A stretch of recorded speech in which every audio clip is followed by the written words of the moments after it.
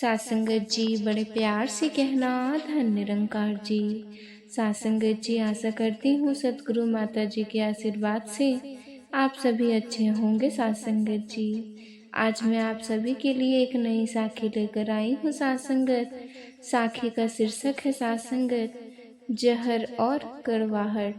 सासंगत जी चलिए सुनते हैं आज की यह साखी। सासंगत जी सासंगत जी शकुंतला जी अपने कमरे की दीवार पर लगी हुई अपने पति की तस्वीर को देखकर रो रही थी। सासंगत सोच रही थी कि एक दिन तो सबको मरना ही है, फिर भी पता नहीं क्यों लोग एक दूसरे को इतना तंग करते हैं। सासंगत काश कि मेरी ननद नंदनी से मेरे रिश्ते अच्छे होते। सासंगत तो वह भी हमारे परिवार का हिस्सा होती। वैसे तो कहने के लिए वो परिवार का हिस्सा है सासंगत, लेकिन अब अपनापन बचा कहाँ है। सासंगत जब माँ बाप इस दुनिया में नहीं होते तो भाई बहन की एक दूसरे का सहारा बनती है। सासंगत लेकिन मेरे पति तो माँ के गुजरने के बाद से ही अकेले पड़ गए थे। सासंगत क्योंकि सासंगत जी उनकी बहन नंदिनी ने कभी उनके मन को समझने की कोशिश नहीं की और मेरी ननद हमेशा मुझसे चिढ़ती रही। सासंगत उन्हें लगता था मानो मैंने इस घर पर कब्जा कर लिया हो। सासंगत मैं इस घर की बहू थी तो क्या मेरा इस घर पर कोई हक नहीं था। सोचते सोचते वो रो पड़ती है। सासंगत तभी पीछे से उसकी ननद नंदिनी जी बोली कि भाभी अब पड़ गई तुम्हें ठंडक, अब खुलकर तुम इस पूरे घर पर राज करना। जब तक भाई था तब तक तो मैं भी चली आती थी, अब तुम्हें देखने के लिए कौन आएगा। सासंगत जी नंदिनी जी की बात सुनकर शकुंतला जी का दिल पीड़ा के मारे रो पड़ा। सासंगत वो चाहती तो ननद को बहुत कुछ कह सकती थी, लेकिन कुछ कहने की हालत में नहीं थी। सासंगत क्योंकि कुछ दिन पहले ही उनके पति की सासंगत जी मृत्यु हुई थी। सासंगत और आज उनकी 13वीं दिन पूरी हुई थी और सभी रिश्तेदार अपने पने घरों को जा चुके थे। सासंगत नंदिनी जी भी थोड़ी ही देर में अपने घर को जाने वाली थी। सासंगत जब से नंदिनी जी को पता चला था कि उनके भाई की मृत्यु के बाद से अब उनका ये घर उनकी भाभी के नाम पर हो गया है, तो वो बार बार भाभी को ताने मार रही थी। सासंगत कि अब इस घर पर तुम्हारा राज है, तुम्हें तो मैं बहुत पहले ही बुरी लगती थी। शकुंतला सासंगत जी अवाक रह गई थी, क्योंकि कभी भी उनकी सास और ननद ने उन्हें इस घर में अपनापन नहीं दिया। सासंगत हमेशा उन्हें पराया समझा। उन्होंने तो कभी चाहा भी नहीं था कि यह घर उनके नाम हो जाए, लेकिन अब उनके पति इस दुनिया में नहीं थे और उन्होंने सासंगत जी वसीयत बनवाई थी कि मेरे बाद मेरा घर मेरी पत्नी के नाम होगा। तो आखिरकार इसमें वो क्या कर सकती थी, ये तो उनके पति की मर्जी थी। सासंगत अब शकुंतला जी तो चाहती भी नहीं थी कि उनके पति को कुछ हो जाए और ये घर उन्हें मिल जाए। सासंगत वो रो पड़ी और सोचने लगी, मैं इस घर का क्या करूँगी जब पति ही दुनिया में नहीं है। सासंगत जी उन्हें याद आने लगा कि एक बार शादी के बाद उन्होंने अपनी मर्जी से घर में समोसे बना लिए थे, जिसमें उन्होंने थोड़ा सा मेवे भी डाले थे। सासंगत इस बात पर नंदिनी जी ने घर में हंगामा मचा दिया था और बोला था, ये घर हमारा है, इस घर में क्या बनेगा क्या नहीं वो हम देखेंगे। तुम्हें अपनी मर्जी से समोसे बनाने के लिए कहा, किसने कहा था? ऊपर से तुमने इसके मसाले में मेवे भी डाल दिए। सासंगत जी इसे अपने पिता का घर समझा है क्या? तब शकुंतला जी अक रह गई। उन्होंने सोचा कि क्या मेरा ससुराल मेरा नहीं है? शादी से पहले मेरी माँ ने समझाया था कि अपने घर जाकर अपनी मर्जी चलाना, और यहाँ उन्हें कहा जा रहा था कि उनके बाप का घर नहीं है साथ संगत। शकुंतला जी को उस दिन जिंदगी की सच्चाई पता चली कि लड़की का कोई घर नहीं होता साथ संगत। खैर, शादी के बाद दुनिया की नज़रों में ससुराल की लड़की का घर होता है, तो इसे ही अपना घर मानकर वो घर को सजाती रही, सास संगत संवारती रही। लेकिन बीच बीच में उनकी सास और ननद उन्हें ताने मारकर यह दिखाती थी ये घर उनका है या नहीं। सास संगत जी सालों साल बीतते चले गए और उन्होंने तो मन में कभी उम्मीद भी नहीं रखी थी कि कोई उन्हें कहे कि ये घर उनका है। सास संगत वो तो बस अपनी तरफ से अपने फर्ज निभा रही थी सास संगत, अपने पति का ध्यान रखती थी सास संगत। जब समय आया तो सास की उन्होंने बहुत सेवा की। जब सास इस दुनिया से चली गई तब यही ननद नंदिनी बड़े शान से आकर बोलती थी, ये मत समझना कि मेरी माँ इस दुनिया में नहीं है तो इस घर की मालकिन तुम बन जाओगी। सास संगत जी यह घर तो अभी भी तुमसे ज़्यादा मेरा है। इसी बीच शकुंतला जी के माँ बाप भी दुनिया में नहीं रहे सास संगत, और जब मायका सास संगत जी भाई भाभी का बन गया था तब से वो घर से उन्हें अपनापन भी नहीं मिलता था। तो सास संगत जी उन्होंने बस इतना ही सोचा था कि अपनी ननद नंदनी के लिए सास संगत जी वो इस घर को हमेशा उनका मायका रहने देगी।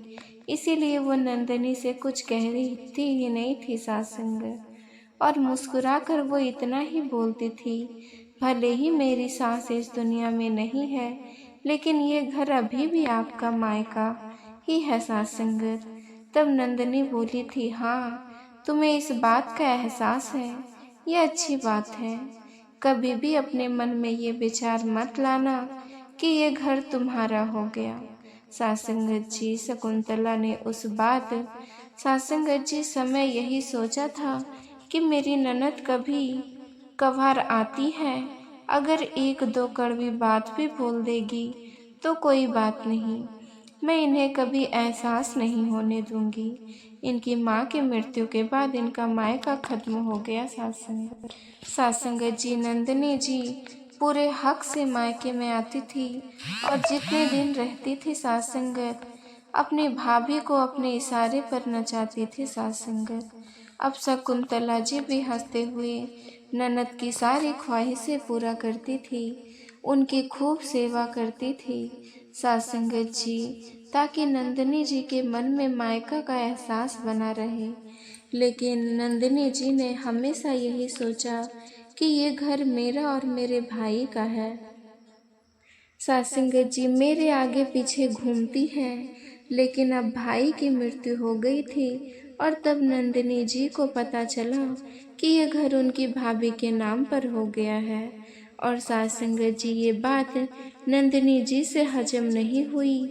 वो यह देख नहीं पा रही थी कि घर भले ही किसी के नाम पर हो, उस घर में उन्हें पूरा मान सम्मान मिल रहा है। सास संगत शकुंतला जी भले ही कितने भी दुख में क्यों न थी सास संगत, लेकिन वो रिश्तों को संभाल कर रखना अच्छे से जानती थी सास संगत। इसीलिए उन्होंने अभी भी सोचा था कि मेरी ननद जब भी मायके आएगी उनको मायके में वही प्यार मिलेगा सास संगत। लेकिन नंदिनी जी को भाभी से जलन के मारे एक पल का चैन भी नहीं मिल रहा था सास संगत। नंदिनी जी से ये बात बिल्कुल भी हजम नहीं हो रही थी कि जिस घर में वो अपना अधिकार समझती थी सास संगत, आज वो घर उसकी भाभी के नाम पर हो गया था। सास संगत जी तब नंदिनी जी ने शकुंतला जी के बेटे के कान में जहर घोलते हुए कहा कि तुम लोग धोखे से ये अपना घर अपने नाम करवा लो और अपनी माँ को वृद्धाश्रम में छोड़ाओ। सास संगत जी नंदिनी ने सोचा था कि पैसे के लालच में शकुंतला जी का बेटा उन्हें परेशान करेगा, लेकिन सास संगत उस बेटे ने अपने बुआ को वैसा जवाब दिया कि नंदिनी जी के मुंह में सास संगत जी मुंह की खानी पड़ी सास संगत। शकुंतला जी का बेटा बोल पड़ा, ये क्या बात हुई भला बुआ जी? जब मैं छोटा था तो इस घर में और मैं माँ और पिताजी का घर समझता था। कागज पर भले ही ये घर किसी के नाम पर भी हो, लेकिन ये घर हम सब का है। इस घर में हम सब प्यार से रहते हैं। मुझे कोई ज़रूरत नहीं है ये घर अपने नाम करवाने की। घर मेरी माँ के नाम पर है तो क्या वो इस घर में मुझे नहीं रहने दे रही है? तो सासंगत जी बेटा आगे से यह भी बोल पड़ा कि बुआ जी, मैं तो चाहता हूँ माँ हमेशा मेरे साथ रहे। पिताजी तो अचानक से मुझे छोड़कर चले गए। अब माँ ही तो सहारा है सासंगत। और सासंगत जब माँ को वृद्धा आश्रम भेजने के लिए बोल रही है तो सासंगत जी शकुंतला जी का बेटा अपने बुआ से कहने लगा कि क्या मैं आपके बेटे को बोल दूं कि वो आपको वृद्धा आश्रम में छोड़ आए? अब अपने भतीजे की यह बात सुनकर शकुंतला जी की ननद नंदिनी जी डर गई सासंगत।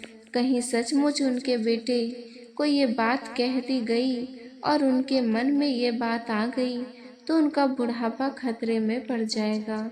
सासंगत जी इसीलिए वो घबराते हुए बोली, अरे मैं तो तुम्हारे भले की बात कर रही थी, तुम मुझे ही डराने लगे। जाओ, जिसे जैसे रहना है रह लो, मुझे क्या, मैं तो अपने घर जा रही हूँ, वरना तुम तो मेरा घर भी बर्बाद कर दोगे। सासंगत जी इतना कहकर वो वहाँ से भाग खड़ी हुई सासंगत। और सासंगत जी उन्हें भागता हुआ देखकर शकुंतला जी का बेटा हंस पड़ा और कहने लगा, बड़ी आई थी मेरे परिवार को तोड़ने के लिए। पीछे खड़ी शकुंतला जी भाव विभोर अपने बेटे को देख रही थी। आज उनकी आंखें गर्व और खुशी के मारे छलक आई सासंगत। उन्होंने आगे बेटे बढ़कर अपने बेटे को गले से लगा लिया तो बेटा भी माँ से लिपट गया, मानो कह रहा हो कि माँ, मैं तुम्हें कभी अकेला नहीं छोड़ूंगा और ना ही तुम कभी मुझे अकेला छोड़कर जाना।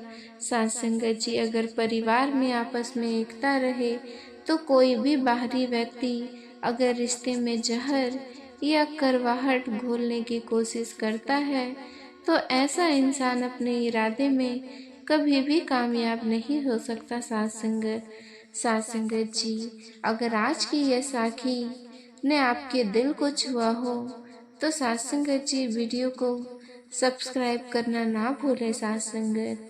और सासंगत जी आप सभी से फिर मुलाकात होगी सासंगत नई साखी के साथ। तब तक के लिए खुश रहिए, सेवा सिमरन सत्संग कीजिए, सद्गुरु माता जी के चरणों से जुड़े रहिए। सासंगत जी बड़े प्यार